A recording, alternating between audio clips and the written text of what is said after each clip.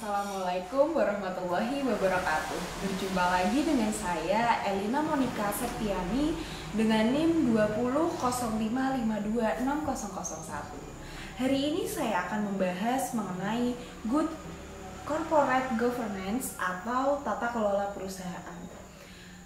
Video presentasi ini saya buat untuk memenuhi tugas mata kuliah Etika Bisnis dan Profesi Universitas Tikubang Semarang dengan dosen pengampu Bapak Arif Himawan Dwi Nugroho. Jadi dalam Good Corporate Governance itu berawal dari maraknya skandal perusahaan besar baik yang ada di Indonesia maupun yang ada di luar negeri, khususnya di Amerika Serikat. Good Corporate Governance sendiri mulai berkembang sejak terjadinya setelah kejadian The New York Stock Exchange crash pada 19 Oktober 1987, di mana cukup banyak perusahaan multinasional yang tercatat di Bursa Efek New York mengalami kerugian finansial yang cukup besar. Jadi sebenarnya The New York Stock Exchange itu berawal dari turunnya saham-saham yang ada di Hong Kong yang lalu berdampak kepada saham-saham yang ada di Europe, yang ada di Eropa, dan akhirnya berdampak pula kepada saham yang ada di Amerika Serikat gitu. Nah, kejadian The New York Stock Exchange crash ini itu sebenarnya sering disebut dengan Senin hitam atau Selasa hitam. Itu hanya perbedaan waktu saja. Jadi ada yang sudah hari Senin, ada yang sudah hari Selasa, seperti itu. Nah, itu tepatnya jatuh pada tanggal 19 Oktober 1987. Itu ketika semua pasar saham di seluruh dunia hancur, merontokkan nilai yang sangat besar dalam waktu yang sangat singkat. Dan kehancuran ini seperti yang saya bilang tadi, berawal dari Hong Kong, lalu ke Europe, lalu ke Amerika Serikat. Nah, pada saat itu untuk mengantisipasi permasalahan internal perusahaan, banyak eksekutif, banyak manajer perusahaan itu yang merekayasa atau memanipulasi keuangan mereka yang gunanya membuat keuangan mereka itu terlihat bagus, menyembunyikan kerugian perusahaan untuk laporan keuangan tersebut terlihat lebih baik, lebih bagus gitu, menutupi kerugian perusahaan.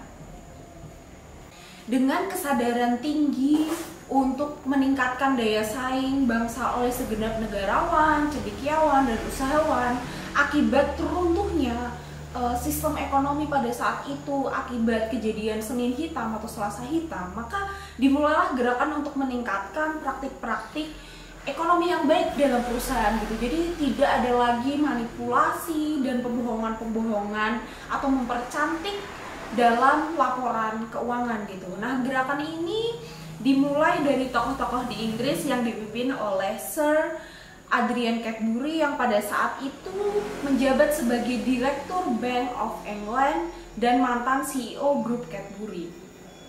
Runtuhnya sistem ekonomi komunis menjelang akhir abad ke-20 menjadikan sistem ekonomi kapitalis dirasa sebagai sistem ekonomi yang paling baik dan menjadikan sistem ekonomi kapitalis itu sendiri menjadi sistem ekonomi yang dominan.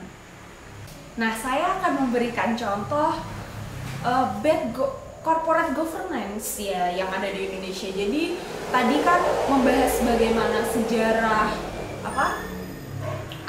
sejarah bagaimana munculnya tata kelola perusahaan yang baik seperti itu. Nah, tapi di Indonesia sendiri sebenarnya ada beberapa contoh dari tata kelola perusahaan yang kurang baik yang akhirnya merugikan masyarakat di sekitarnya dan merugikan lingkungan juga. Nah, yang pertama kan saya bahas adalah PT Lapindo Brantas. Pasti semua sudah cukup mengenal gitu ya, PT Lapindo Brantas yang ada di Jawa Timur ya.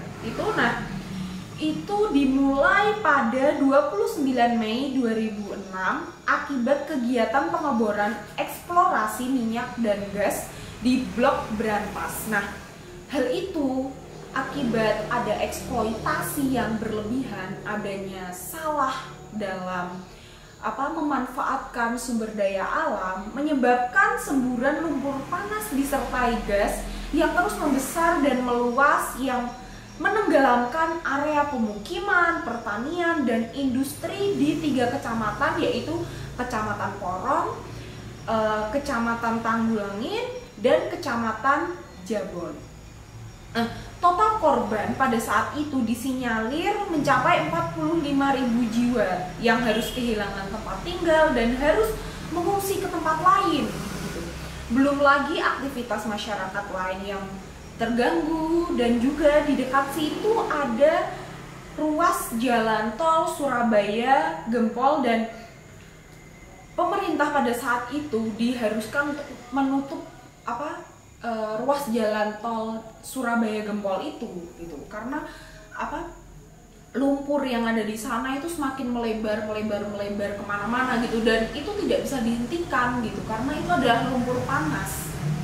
Nah, itu juga menyebabkan adanya kerusakan lingkungan di sekitar situ gitu, karena kan tadi tersapu oleh lumpur gitu. Nah, yang kedua yang akan saya berikan contoh adalah PT Tobacco Lestari, atau yang saat ini berubah, yang dulunya bernama PT Inti Indo Rayon. Jadi dulu bernama PT Inti Indo Rayon dan saat ini berubah menjadi PT Tobacco Lestari. Nah, itu apa sebenarnya yang terjadi? Nah, kalau tadi itu membahas lumpur-lumpur, jadi dari dalam dan keluar. Nah, saat ini kita akan membahas mengenai apa yang sudah ada di luar yang itu tapi dirusak oleh manusia. Nah, jadi si PT Indo Rayon ini adalah sebuah pabrik kertas yang mengeksploitasi secara besar-besaran hutan yang ada di sekitaran Danau Toba gitu. Nah, karena manajemen perusahaan yang kurang baik, yang tidak tertata, yang terlalu berlebihan dalam eksploitasi, yang terlalu berlebihan dalam menggunakan sumber daya alam tanpa mengimbangi untuk memperbaiki lagi, memperbarui lagi, mereboisasi lagi apa yang telah mereka ambil, yang hasilnya adalah kerusakan lingkungan gitu. Jadi karena hutan yang mereka ambil untuk bahan baku itu berada di sekitaran Danau Toba, itu mengakibatkan air yang ada di Danau Toba itu surut, dan itu menyebabkan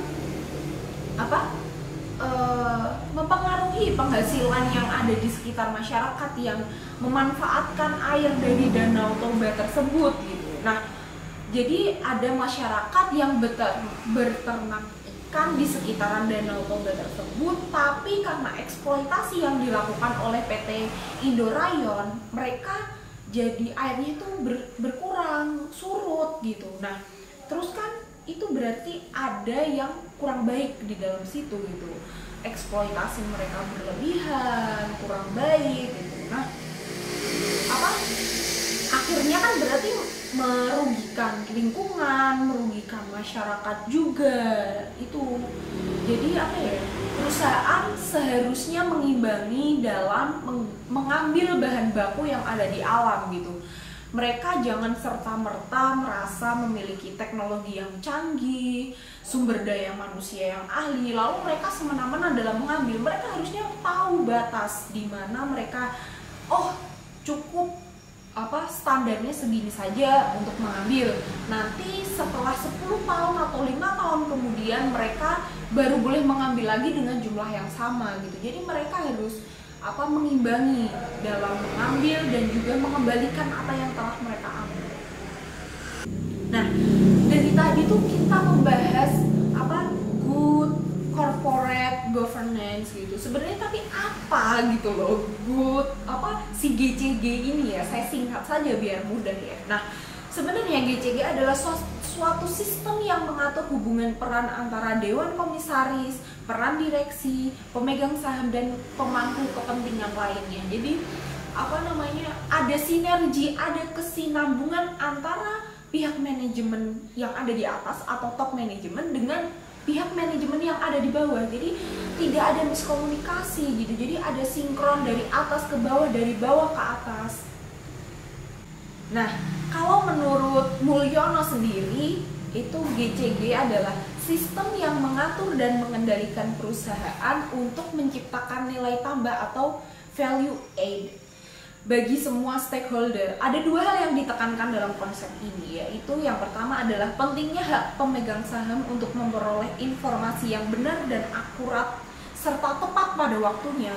Jadi ini sebenarnya mengantisipasi juga supaya mereka tidak merasa ditipu, karena tadi sebelumnya kan munculnya corporate government ini karena adanya bad corporate government gitu. Ada penipuan dalam laporan keuangan, ada manipulasi, ada percantik dalam laporan keuangan. Jadi supaya pemegang saham itu merasa aman dan nyaman gitu. Mereka tidak merasa tertipu, tidak merasa terbohongi. Jadi apa yang ada di laporan keuangan ya seperti itu gitu. Memang nyata adanya seperti itu, bukan yang buruk dipercantik, bukan yang merugi dikatakan laba seperti itu. Nah, yang kedua adalah kewajiban perusahaan untuk melakukan pengungkapan atau disclosure secara akurat, tepat waktu, dan transparan terhadap semua informasi kerja perusahaan, kepemilikan, dan stakeholder gitu. Jadi perusahaan ini harus memiliki keterbukaan, transparansi pada pada pemegang saham yang menanamkan saham kepada perusahaan mereka gitu. Jadi ya seperti yang poin pertama tadi, memberikan rasa aman dan nyaman gitu, memberitahukan juga bagaimana sebenarnya perusahaan saya sedang seperti ini gitu. Jadi nanti juga itu akan mempengaruhi bagaimana pemegang saham itu memberikan dana mereka, meminjamkan dana mereka kepada perusahaan tersebut. Oh, baiknya saya meminjamkan segini karena mereka lagi seperti ini, atau oh mereka lagi untung banget nih, saya ngasih segini aja biar revenue, biar mereka tuh bisa baliknya banyak gitu. Selanjutnya saya akan menjelaskan itu konsep GCG. Jadi corporate governance dalam perspektif gitu. Nah, di sini itu ada RUPS, ada BOC, ada BOD. Jadi RUPS sendiri adalah rapat umum pemegang saham, dan BOC sendiri adalah Board of Commissioner. Lalu BOD itu adalah Board of Director. Nah, diagram ini itu diambil dari FCGI pada tahun 2002 gitu. Jadi untuk internal sendiri itu ada pemegang saham, ada komisioner, ada direktur gitu, terus ada manajer-manajer dan ada karyawan. Nah, untuk pihak luarnya sendiri itu ada kreditur, ada pemerintah atau regulator yang memberikan peraturan-peraturan gitu ya untuk negara tersebut. Lalu ada pelanggan juga, ada masyarakat umum, dan ada kelompok lain. Nah, GCG dalam arti luas sendiri itu bisa yaitu satu kesatuan, ada pihak internal dan pihak internal dan eksternal gitu ya. Jadi sangat luas gitu cakupannya, semuanya masuk. Nah, kalau GCG dalam arti sempit sendiri itu lebih ke arah RUPS dan BOC ya. Jadi pemegang saham dan komisioner gitu. Lalu untuk manajemen korporasi sendiri itu ada direktur, manajemen, dan karyawan-karyawan yang ada di bawahnya.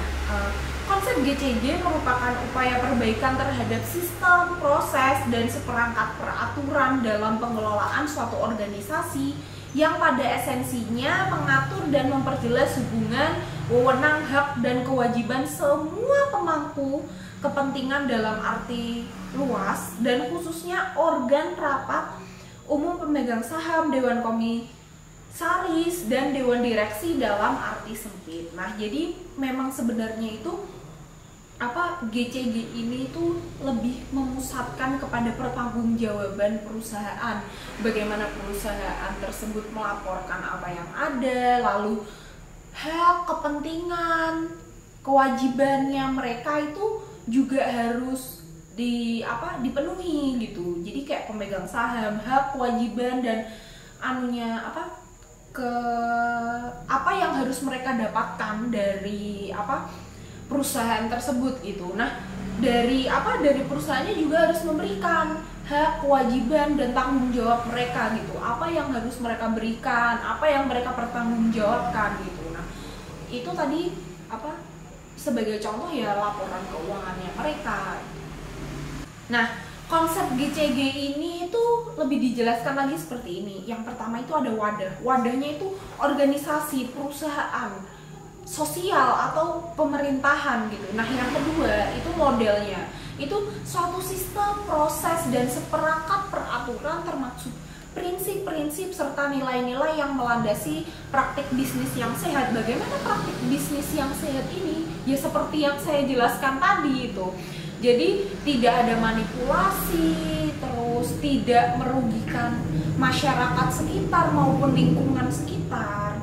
Terus yang ketiga ada tujuan. Tujuannya itu yang pertama meningkatkan kinerja organisasi. Jadi meningkatkan kinerja organisasi ini dikarenakan adanya kejelasan dalam job desk itu hak, kewajiban, apa yang harus mereka laksanakan gitu. Jadi pemegang saham itu hak dan kewajibannya apa, terus direktur itu hak dan kewajibannya apa. Jadi jelas gitu, manajer juga, direktur terus karyawan. Jadi tidak saling tumpang tindih untuk job desk-nya mereka gitu. Nah, yang kedua, menciptakan nilai tambah bagi semua pemangku kepentingan.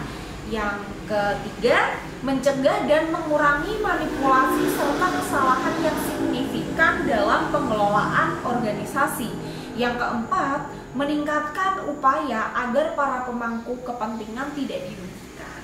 Jadi pemegang saham tidak dirugikan, perusahaan juga tidak dirugikan. Yang keempat, ada mekanisme. Mekanismenya itu mengatur dan mempertegas kembali hubungan, peran, wewenang, dan tanggung jawab. Dalam arti sempit tadi seperti yang saya sebutkan itu antar pemilik atau pemegang saham, ada dewan komisaris, lalu ada dewan direksi. Nah, dalam arti luas itu ya antar seluruh pemangku kepentingan, dari ada yang pihak internal, pihak eksternal, seperti itu. Nah, yang akan saya jelaskan selanjutnya adalah menjelaskan tadi ya prinsip-prinsip dari GCG. Yang pertama, ada transparan. Itu dapat mengungkapkan atau memberikan informasi secara tepat waktu, memadai, jelas, dan akurat yang mudah diakses oleh stakeholder sesuai dengan haknya. Nah, kalau di Indonesia sendiri itu ada suatu situs yang bisa untuk mengambil laporan keuangan dari perusahaan-perusahaan gitu. Kita tinggal ketik aja kodenya, lalu keluar, terus laporan kita tinggal pilih aja laporan keuangan tahun sekian, tahun sekian, tahun sekian, itu pasti ada semua. Nah, yang kedua, kebijakan perusahaan terutama yang menyangkut hal-hal strategis harus tertulis dan dikomunikasikan kepada stakeholders. Bayangkan, kalian menanamkan saham kepada suatu perusahaan, tapi suatu perusahaan itu tidak secara terbuka memberitahukan kebijakan apa yang mereka buat gitu, nggak jelas peraturannya, kan sedih gitu ya. Jadi kita istilahnya kan gini, kita sudah dibantu orang ya, si pemegang saham itu kan, kita sudah dibantu orang, dibantu dana, harusnya kita jujur, terbuka kepada mereka gitu.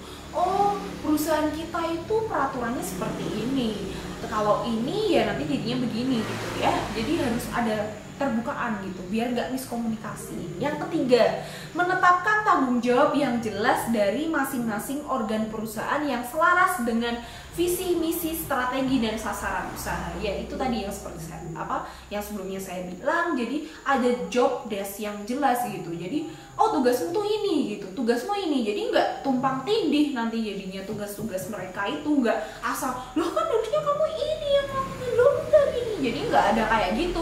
Kalau ada job desk yang jelas gitu, ada tanggung jawab yang jelas bagi setiap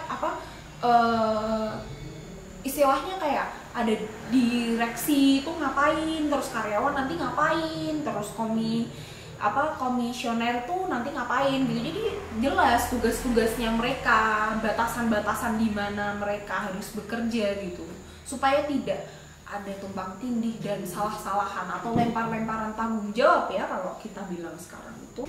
Nah, yang kedua ada akuntabilitas. Yang pertama itu perusahaan harus memiliki ukuran kinerja dan ada sistem check and balance dalam pengelolaan perusahaan. Nah, jadi apa yang dimaksud ini sebenarnya harus memiliki ukuran kinerja itu? Nah, kalau kita sudah mempelajari itu ada di akuntansi itu ada yang namanya rasio-rasio yang digunakan untuk melihat apakah perusahaan itu liquid, apakah perusahaan itu profit, seperti itu. Jadi ada ada ukuran-ukuran tersendiri gitu. Bagaimana perusahaan itu, apakah mereka ingin mencapai laba 10% dari tahun lalu gitu, atau yang penting produk kita itu terjual sebanyak sekian gitu. Nah, jadi ada batasan-batasan atau ukuran-ukuran yang harus mereka capai, target dari perusahaan tersebut gitu. Dan adanya sistem check and balance gitu ya. Jadi ada istilahnya apa ya kalau saya bilang itu sistem check and balance, yaitu mereka itu setelah gini, jadi mereka kan mengatur strategi, terus mereka melakukan pelaksanaan strateginya. Nah, ini mengevaluasi gitu, jadi mengevaluasi apakah itu sudah sesuai target atau belum. Kalau sudah sesuai target, langkah apa yang harus mereka lakukan selanjutnya gitu kan. Nah, tapi kalau misalkan tidak sesuai target gitu, nah apa yang harus dibenahi, apa yang harus diperbaiki, apa yang harus dikurangi, atau apa yang harus ditambah, kan seperti itu. Nah, yang kedua itu untuk itu perusahaan harus menjamin dilaksanakannya ketentuan-ketentuan yang berlaku dan menjadi good corporate citizen yang peduli pada lingkungan dan melaksanakan tanggung jawab sosial. Jadi perusahaan itu kalaupun mereka untung, jangan untung bagi perusahaan sendiri, masyarakat sekitarnya buntung, nggak boleh gitu. Jadi masyarakatnya untung, lingkungannya juga untung, perusahaannya juga untung. Jadi bersinergi gitu antara pihak internal dan juga eksternal. Nah, yang selanjutnya adalah independen. Artinya dalam pengambilan keputusan, perusahaan harus objektif dan bebas dari segala tekanan dari siapapun, serta bebas dari konflik of interest. Jadi, pada saat perusahaan menetapkan kebijakan-kebijakan yang ada di perusahaan tersebut, jangan sampai kebijakan tersebut ditunggangi atau hanya menguntungkan satu pihak saja gitu ya. Jadi harus menguntungkan semuanya. Yang selanjutnya adalah kewajaran. Perusahaan harus memperhatikan seluruh kepentingan stakeholder berdasarkan asas kesetaraan dan kewajaran atau equal treatment. Itu. Jadi tidak boleh karena si pemegang saham yang ini dia lebih banyak nih ngasih duitnya ke kita, jadi yaudah aku setuju aja sama kamu gitu. Jangan gitu. Atau misalkan jadi ada si A, si B, yang ini lebih banyak nih ngasih duitnya ke kita, terus si B enggak, terus kita lebih condong ke si A gitu. Nggak boleh gitu. Jangan pilih kasih lah ya. Jadi perusahaan sakit pilih kasih. Nah, yang selanjutnya ada stakeholders. Perusahaan memberikan kesempatan kepada seluruh stakeholder untuk memberikan masukan dan menyampaikan pendapat bagi kepentingan perusahaan, serta mempunyai akses informasi sesuai dengan prinsip keterbukaan. Jadi sebenarnya dari nomor 1 sampai nomor 5 tadi ini itu saling berkesinambungan ya. Jadi jangan sampai ada yang merasa dirugikan gitu. Jangan sampai ada yang merasa sakit hati karena merasa tidak dianggap, tidak tidak adil gitu rasanya. Jangan seperti itu. Yang selanjutnya adalah apa sih sebenarnya kok kita tuh dari tadi bahas GCG gitu. Apa sih pentingnya GCG buat kita semua gitu? Yang pertama adalah menjamin keputusan strategik yang dapat dilakukan dengan benar dan efektif. Yang kedua, mencegah terjadinya benturan kepentingan atau konflik of interest dari berbagai pihak, yaitu supaya semuanya merasa adil, semuanya merasa aman dan nyaman gitu dengan hasil atau keputusan dari kebijakan perusahaan tersebut. Tidak ada yang diunggulkan, tidak ada yang terlalu dilebih-lebihkan gitu, dan tidak ada yang dikurang-kurangi juga. Nah, yang ketiga adalah menjaga agar kepentingan manajer puncak selalu sejalan dengan kepentingan stakeholder. Jadi bagaimanapun perusahaan itu bisa berjalan karena stakeholder juga. Jadi mereka harus bersinergi gitu. Stakeholder oke, perusahaan oke, jangan perusahaan stakeholdernya nggak oke jadinya gitu loh, jelek jadinya. Nah, yang selanjutnya akan saya bahas adalah manfaat dari GCG. Itu Jaeger DKK pada tahun 2003 mengatakan bahwa paling tidak ada 5 alasan mengapa penerapan GCG itu sangat bermanfaat bagi perusahaan. Yang pertama, itu berdasarkan survei yang telah dilakukan oleh McKinsey & Company menunjukkan bahwa para investor institusional lebih menaruh kepercayaan terhadap perusahaan-perusahaan di Asia yang telah menetapkan GCG. Ya, kenapa merasa percaya? Ya karena mereka merasa aman gitu. Mereka tidak dianaktirikan oleh perusahaan tersebut gitu ya.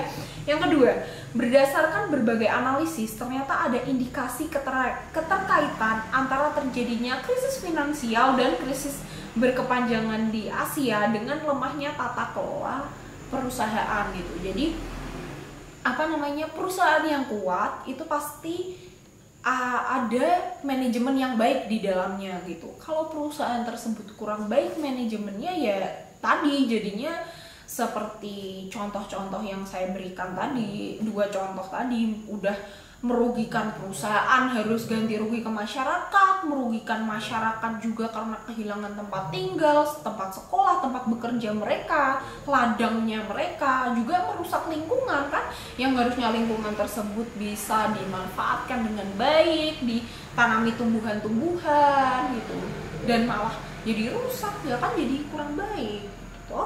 Nah, yang ketiga, internasionalisasi pasar, termaksud liberalisme para finansial dan pasar modal menuntut perusahaan untuk menerapkan GCG. Jadi memang sudah secara global gitu ya, karena kita hidup di zaman yang modern gitu. Jarak antar negara, antar benua itu semakin menipis gitu. Itu ya kita harus semakin terbuka gitu, supaya ada transparansi di dalamnya, ada kejelasan gitu, ada jadi perusahaan mengatakan sesungguhnya bagaimana keadaan perusahaan tersebut gitu. Yang keempat, kalaupun GCG bukan obat mujarab untuk keluar dari krisis, sistem ini dapat menjadi dasar bagi berkembangnya sistem nilai baru yang lebih sesuai dengan lengkap bisnis yang kini telah banyak berubah. Nah, ini kalau saya membayangkannya ya, bagaimanapun kita sebagai manusia itu harus bersikap jujur, karena jujur itu yang utama gitu. Kamu pintar tapi tidak jujur, apa gunanya? Nilaimu baik tapi tidak jujur, buat apa? Gitu loh. Nah, yang terakhir adalah secara teoritis, praktik GCG dapat meningkatkan nilai perusahaan gitu. Jadi ada keterbukaan. Yang pernah saya tahu adalah McD. Jadi McD ini seperti memberikan platform kepada konsumen mereka untuk menanyakan apa sih yang ada di dalam McD gitu. Dan McD ini menjawab juga, terus membuat video juga gitu. Jadi kayak ada pertanyaan, kenapa sih kok yang ada di fotonya McD, yang ada di displaynya McD sama yang senyatanya kita dapat pada saat kita beli itu beda? Oh, ternyata penyusunannya itu beda. Misalkan kayak kejunya agak digeser sini gitu, atau picklesnya itu ditumpuk gimana gitu, atau dikasih tusuk gigi biar dia agak kelihatan lebih tinggi gitu si burgernya McD gitu kan, atau ayamnya atau apa gitu kan. Jadi ada keterbukaan, dan ternyata campaign transparansi yang dilakukan oleh McD ini tuh sangat baik responnya di masyarakat gitu. Oh, akhirnya masyarakat paham, oh ternyata tuh sebenarnya sama aja gitu loh yang ada di foto dan yang kita dapatkan, cuman penataannya aja yang beda. Jadi masyarakat tuh lebih paham, lebih merasa aman dan tidak merasa tertipu gitu. Nah, yang selanjutnya akan saya bahas adalah GCG dan hukum perseroan di Indonesia. Nah, tadi kan sudah saya sebutkan gitu, konsep dari GCG ini sendiri ada pihak internal, pihak eksternal dalam arti luas, dalam arti sempit gitu kan ya. Nah, dalam arti luas sendiri itu selain dari masyarakat dan konsumen atau pelanggan, itu ada pemerintah. Jadi jangan sampai kebijakan atau peraturan perusahaan itu bertentangan dengan peraturan yang telah ditetapkan oleh pemerintah daerah atau negara yang ada di perusahaan tersebut gitu ya. Nah, yang akan saya bahas yang pertama adalah wewenang, tugas, dan tanggung jawab dari RPS.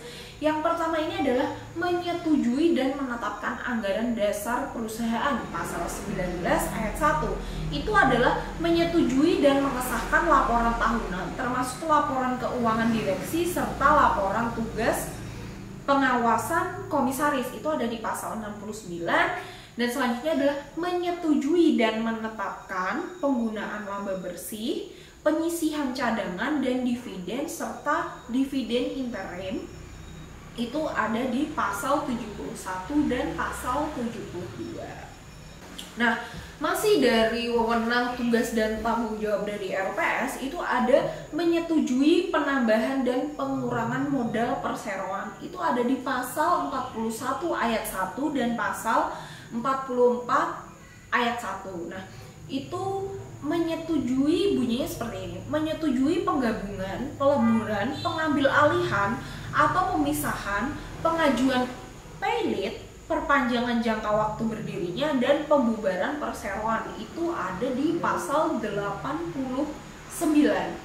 Yang selanjutnya itu ada menetapkan besarnya gaji dan tunjangan anggota direksi dan komisaris. Itu ada pada pasal 96 dan pasal 113. Itu ada berbunyi menyetujui pengangkatan dan pemberhentian anggota direksi dan komisaris. Itu ada di pasal 94 dan pasal 111.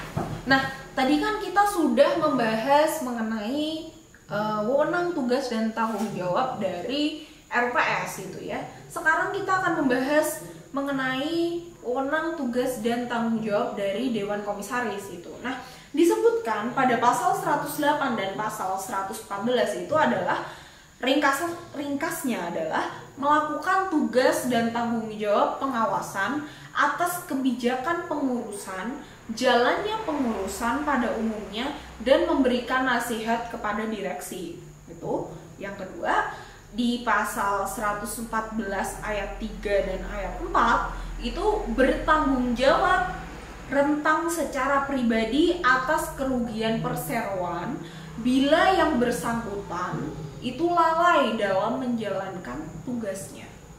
Yang selanjutnya adalah dari Dewan Komisaris. Itu di pasal 115 itu disebutkan bahwa bertanggung jawab renteng secara pribadi atas kepailitan perseroan bila disebabkan oleh kesalahan dan kelalaian dalam menjalankan tugas pengawasan dan pemberi nasihat.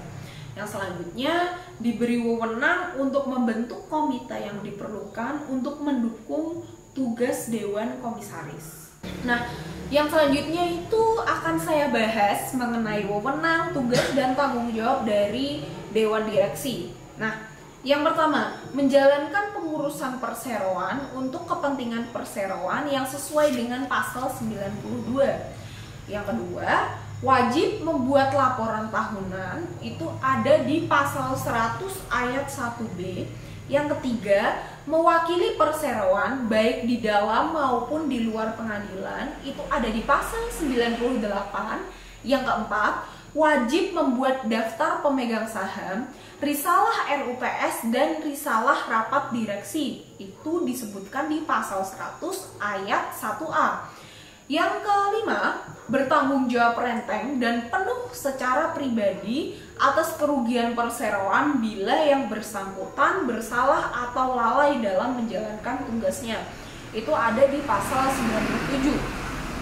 Yang keenam, wajib memelihara seluruh daftar, risalah, dokumen keuangan, dan dokumen perseroan lainnya di tempat kedudukan perseroan. Itu ada di pasal 1C dan pasal 2. Yang terakhir, wajib meminta persetujuan RUPS untuk mengalihkan kekayaan perseroan atau menjadikan jaminan utang perseroan. Itu ada di pasal 102. Nah, dari tiga jabatan yang saya bahas kali ini itu jelas ya bahwa jadi tanggung jawab dari jabatan satu dengan jabatan yang lain itu sangat berbeda. Jadi adanya kejelasan tanggung jawab dari setiap jabatan itu ya supaya tidak terjadi lempar-lemparan tanggung jawab, tidak mau bertanggung jawab, lalu mereka itu lebih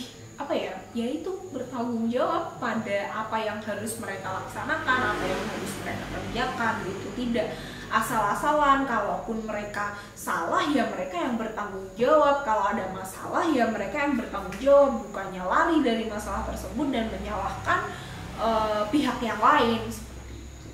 Nah, tadi kan kita sudah membahas nih tentang antara GCG dan perseroan di Indonesia ya. Nah, yang selanjutnya itu akan saya bahas organ khusus dalam penerapan GCG itu. Meskipun ketentuan mengenai organ perseroan telah diatur dalam Undang-Undang Perseroan Terbatas Nomor 40 Tahun 2007 dan selanjutnya dituangkan kembali di dalam Anggaran Dasar Perseroan, namun dalam praktiknya organ ini belum mampu menjamin terselenggarakan tata kelola perusahaan yang sehat gitu. Jadi walaupun sudah ada peraturannya yang jelas tertulis gitu ya, tapi ya praktiknya ya tidak selalu sama dengan apa yang kita harapkan gitu. Nah, hal ini karena sifat undang-undang hanya mengatur ketentuan-ketentuan secara garis besar saja, sehingga pasti ada ketentuan-ketentuan dalam undang-undang yang memerlukan petunjuk pelaksanaan juklak atau petunjuk pelaksanaan teknis atau juknis lebih lanjut dalam peraturan atau pedoman yang dikeluarkan oleh instansi pemerintah yang berwenang serta institusi atau organisasi proses terkait. Jadi walaupun sudah ada tanggung jawab tertulisnya, sudah jelas gitu peraturannya harus ini harus itu, tapi kan pasti ada rancu di dalam situ gitu. Jadi lebih baik ada suatu peraturan yang lebih memperjelas lagi peraturan yang terkait. Nah, disebutkan dalam Indra Surya dan Ivan Yustiavanda pada tahun 2006 menyebutkan paling tidak diperlukan 4 organ tambahan untuk melengkapi penerapan GCG, yaitu komisaris independen, direktur independen, komite audit, sekretaris perusahaan atau corporate secretary. Jadi memang saling berkaitan, saling melengkapi, itu saling melebur jadi satu, menjadikan sebuah perusahaan yang baik gitu ya. Jadi kita sebagai manusia itu hidup saling ketergantungan gitu, saling membutuhkan satu sama lain ya, sama halnya dengan perusahaan, sama halnya dengan penerapan GCG gitu. Harus ada seperti kalau saya bilang ada sinergi gitu antara satu jabatan dengan jabatan yang lainnya. Nah, begitulah yang bisa saya jelaskan mengenai GCG. Untuk kurang dan lebihnya saya mohon maaf. Jika ada kritik dan saran bisa komen gitu ya. Itu, dan jangan lupa untuk like dan subscribe channel ini gitu supaya bisa berkembang menjadi channel yang lebih baik, mungkin bisa menjadi channel pendidikan bagi teman-teman sekalian untuk yang berkuliah di Unisbank, Universitas Ibu Bank Semarang, ataupun yang ada di luar Unisbank itu sendiri. Jadi sekian dan terima kasih. Jangan bosan-bosan bertemu dengan saya.